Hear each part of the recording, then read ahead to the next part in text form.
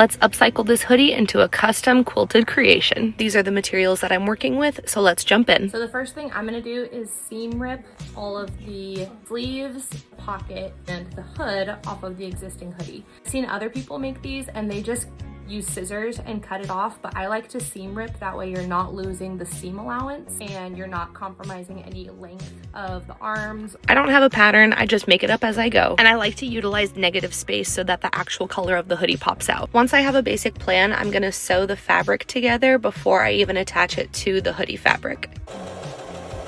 I take the piece and fold it opposite of where I'm going to attach it. Once it's sewn on, you flip it back over and it's where it's supposed to be. You do a quick iron to set the seam and then repeat the process over and over again. Flip, sew, iron. With my fabric added to the sleeve pieces, I'm going to use my ruler at the 45-degree angle to mark out quilting lines. This is optional, but it's just one of those details that makes it pop in the end. Quilting foots are your best friend. Then we can have a satisfying trim up of the edges.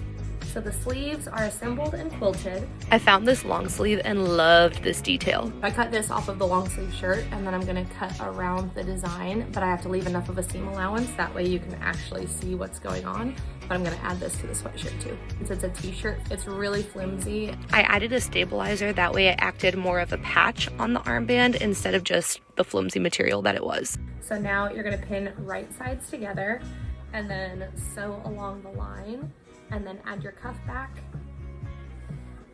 And voila, we're making progress. For the torso, I'm gonna sew a long strip of fabric that's the same width together. Starting at the bottom of the sweatshirt where the elastic is, I'm gonna sew as close to that elastic as possible. After you flip and iron, then you can add the pocket back on. We're gonna trim off our extra fabric and then it's time to assemble.